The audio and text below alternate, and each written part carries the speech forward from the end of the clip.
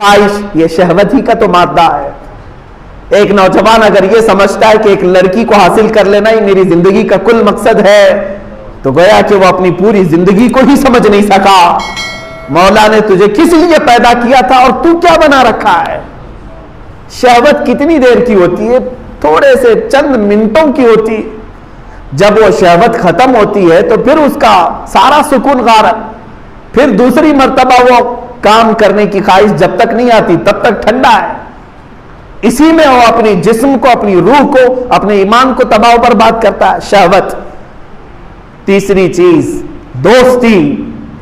صاحب فتح الباری علامہ ابن حجر عسقلانی رحمۃ اللہ تعالی علیہ نے اپنی کتاب کی شروع میں ہی لکھا ہے، میرے مرشد گرامی حضور تاج الشریعہ رحمۃ اللہ تعالی علیہ مصر جانے کے وقت مجھے سب سے پہلی چیز یہ نصیحت کیے تھے، کہا تھا کہ تم پڑھنے میں ٹھیک ہو، اچھے، وہ ساری چیزیں ہیں، لیکن وہاں جانے کے بعد اگر تمہارے لیے سب سے بڑا کوئی زہر ہے تو وہ دوستی ہے، دوستی سے بچو۔ آپ یہ سمجھتے ہوں گے کہ دوست نہیں بنانا چاہیے، دوست بناؤ، لیکن تمہیں پتہ ہی نہیں ہے کہ دوست ہوتا کون ہے۔ وہ کسی اور ٹاپک پہ عرض کروں گا۔ قرآن کہتا ہے یا ویلتا لیتنی لم اتخذ فلانا خلیلا، قیامت کے دن بہت سارے لوگ ایسے ہوں گے جن کو جہنم کی طرف صرف اس لیے لے جایا جا رہا ہوگا کہ ان کی دوستی بری تھی۔ 19ویں پارے کی شروع کی آیتیں ہیں، وہ کہے گا اے کاش میں فلاں کو دوست نہیں بنایا ہوتا تو کتنا اچھا ہوتا۔ اس کی دوستی تمہیں لے جا رہی ہوگی، فقط دوستی کیا تھا بس۔ یاد رکھیں آپ کوئلے کی دکان پر جا کے آئے ہیں، کام نہیں کیے، کپڑے پھر بھی کالے ہوں گے۔ آپ عطر کی دکان میں جا کے آئے ہیں، لگائے نہیں، پھر بھی خوشبو آتی ہے۔ یہ صحبت کا اثر ہے۔ دوست چننا سب کے بس کی بات نہیں کہ کس کو دوست بنائے۔ دوست وہ ہے جو تم اللہ کو بھول جاؤ تو وہ یاد دلاتے۔ دوست وہ ہے جو تم جہنم کے راستے پر جا رہے ہو تو پکڑ کے وہ جنت کے راستے پہ لائے۔ ورنہ دوستی کیا ہے؟ کھانے پینے موج مستی کرنے کا نام دوستی تھوڑی نہ ہے۔ وہ تو شیطان ہے جو لگے ہوئے ہیں آس پاس۔ تمہارے مال کی دوستی کرنے والے ہزاروں ہیں، تمہارے مرتبے کی دوستی کرنے والے ہزاروں ہیں۔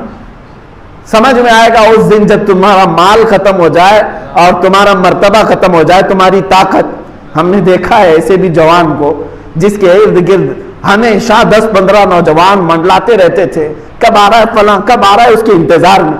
اچانک ایکسیڈنٹ ہو گیا، کوما میں پڑا ہوا بچہ، کتنے دن دیکھیں گے؟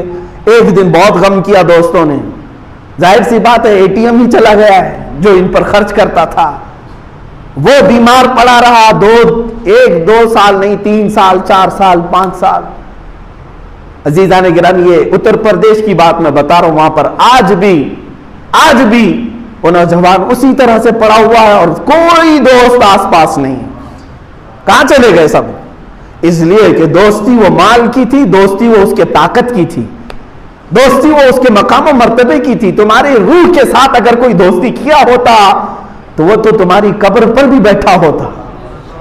یہاں تو دفن کرنے کے بعد 5 منٹ کوئی رکنے کو تیار نہیں۔ وہی دوست جن کے لیے ہم اپنے ماں باپ کو چھوڑ کر باہر نکل آتے ہیں، وہ ہمارے کفن پر مٹی ڈال کر چلے نکل پڑے۔ دوستی وہ نہیں ہے میرے عزیزو، دوستی وہ ہے جو صدیق اکبر نے میرے آقا کے ساتھ نبھائی، رسول کریم صلی اللہ تعالی علیہ وسلم کے ساتھ انہوں نے نبھائی، کہ ان کے مشن کو لے کر کے جو آگے بڑھے، ہر درد میں، ہر دکھ میں۔ دوستی وہ ہے جو سیدہ خدیجۃ الکبریٰ رضی اللہ تعالیٰ عنہا نے رسول کریم صلی اللہ علیہ وسلم کے ساتھ نبھائی ہے۔ بہرحال عام دوستی جو ہے یہ خطرناک ہے۔ میں تو نوجوانوں سے کہوں گا تمہیں اکثر گمراہ کرنے والے دوست ہوتے ہیں، ان سے بچو، ان سے بچو۔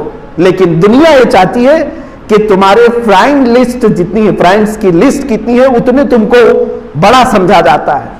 فیس بک پہ دیکھو، فلاں جگہ پر دیکھو، لوگ دوستوں کی تعداد بڑھانے میں بہت مصروف ہیں۔ میری فرینڈز لسٹ اتنی بڑی ہے، اتنی بڑی ہے، تو یہ معلوم نہیں یہ سب ہلاکت کی طرف لے جا رہے ہیں۔ دوستی یہ خطرناک ہے۔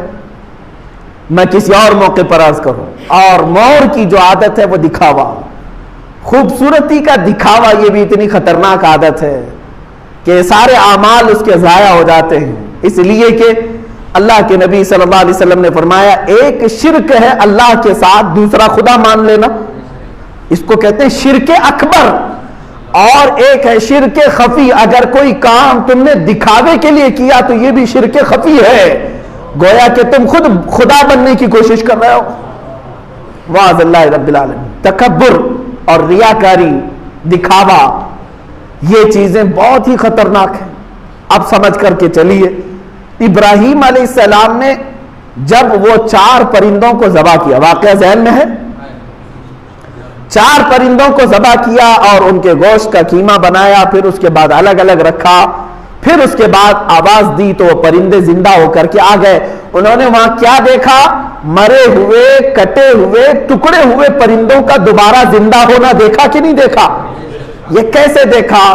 صوفیہ اکرام فرماتے ہیں در حقیقت وہ مرغا ذبح ہوا تھا سامنے، ظاہری طور پر کوا ذبح ہوا تھا، ظاہری طور پر کبوتر اور مور ذبح ہوئے تھے، لیکن حقیقت میں وہاں پر شہوت ذبح ہوئی تھی، حقیقت میں وہاں لالچ ذبح ہوئی تھی، حقیقت میں وہاں خراب دوستی ذبح ہوئی تھی، حقیقت میں وہاں ریاکاری اور دکھاوا ذبح ہوا تھا۔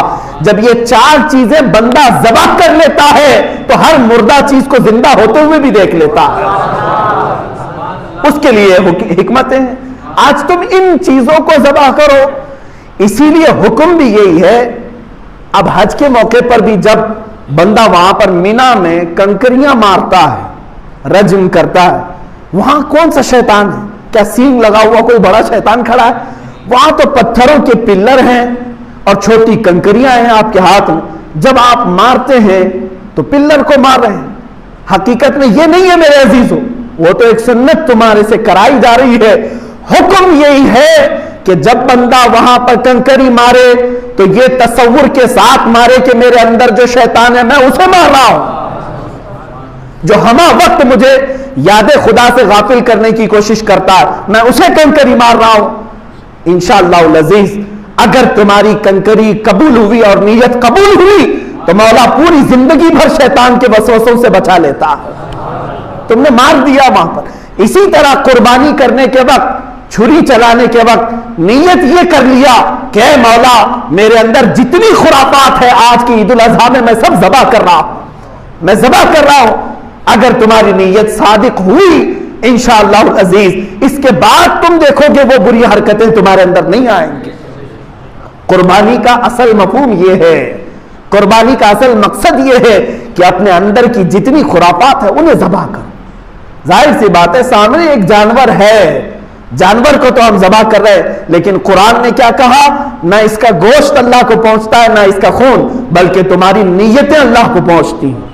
تو نیتیں اچھی کرو، اسی کے اعتبار سے ذبح کرو۔ اے میرے عزیزو، آج کے حالات میں یہ گفتگو ضرور کرنا چاہوں گا، عید الاضحیٰ ہو، عید الفطر ہو، قربانی ہو، یہ سب اسلام کے شعائر ہیں، اللہ کی نشانیاں ہیں۔ ان کو برقرار رکھو اور پوری آن شان بان کے ساتھ ادا کرو۔ میری طرف سے کہیں پر بھی میں نے آج تک یہ نہیں کہا کہ تم چھپ چھپ کر کے اس طرح سے کرو اس طرح سے کرو۔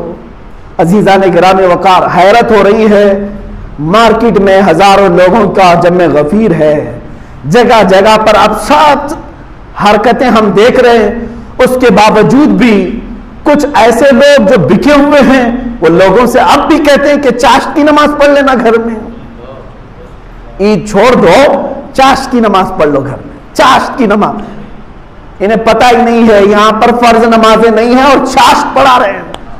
ہم میں سے تو بہت سارے وہ ہیں جو بیچارے سال بھر میں ایک عید کو تو برقرار رکھے، اس کو بھی ختم کرو گے تو اسلام ان کے ہاں بچا کیا؟ کچھ گھروں میں گاؤں دیہات میں جا کر کے دیکھو ان کی نمازیں تو صرف عیدوں میں باقی رہ گئی، عیدوں میں تو مسلمان نظر آتے ہیں۔ اب یہ چاہتے ہیں کہ وہ سال میں ایک بار بھی نظر نہ آئے، ختم کر دو ساری چیزیں۔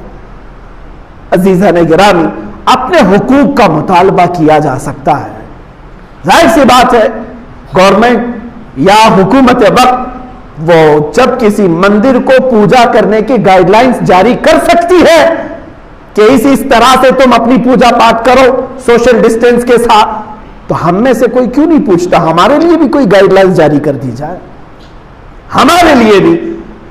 ظاہر سی بات ہے میں سمجھ رہا ہوں کہ حالات آج وبا کے پھیلے ہوئے، بیماریاں پھیلی ہوئی ہیں، اس میں جیسے کہ حکومت کے بہت سارے معاملات ہیں کہ ایسے ایسے طریقے سے یہ بیماری پھیلی ہوئی ہے. میں یہ چاہتا ہوں کہ ٹھیک ہے، اس کے باوجود بھی جو بھیڑ بھاڑ ہے اس طرح کی نہ کر کے کوئی تو گائیڈ لائنز جاری کرو.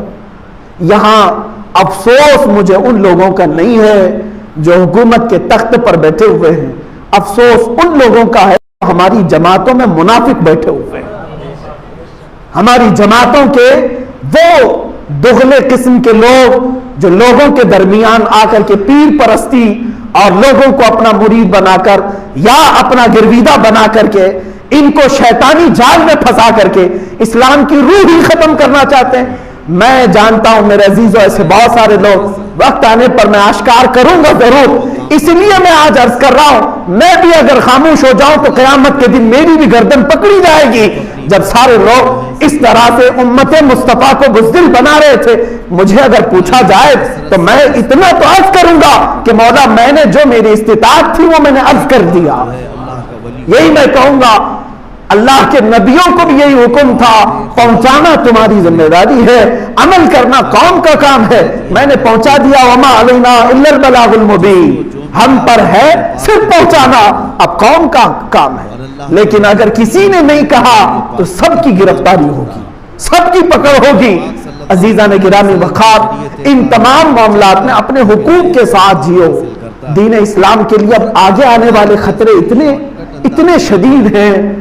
مجھے احساس ہو رہا ہے ہماری نسلوں کے لیے، بعد میں آنے والے بچوں کے لیے، نئی جنریشن کے لیے اتنے خطرے ہیں کہ وہ اپنے دین پر کیسے قائم رہیں گے. جانتے ہیں آپ، آج میں ابھی 8 دن پہلے ایک اخبار یہ بھی دیکھا کہ اب ایک نیا ناٹک یہ بھی شروع ہو گیا ہے کہ جو کرونا وائرس سے ریکور ہو کر کے آیا ہے، پازیٹیو آیا تھا، ہاسپٹل میں ایڈمٹ ہوا تھا، صحیح ہو کر کے آیا ہے، امریکہ میں اور کچھ یورپ کی کنٹریز میں یہ کام چالو ہے، تو اس کو کہا جا رہا ہے یہ اینٹی باڈی والا ہے. اینٹی باڈیز، اینٹی باڈی کا مطلب ہے کہ اب اس کو یہ بیماری نہیں پکڑ سکتی، اس کی باڈی مضبوط ہو گئی. اب اس کی آڑ میں کیا ہو رہا ہے جانتے ہیں آپ؟ پوری بحث چل رہی ہے دانشوروں کے بیچ میں. ہماری قوم کو اس تمام چیزوں کا خطرہ محسوس کرنا چاہیے. اینٹی باڈی کیا مطلب؟ اینٹی باڈی کا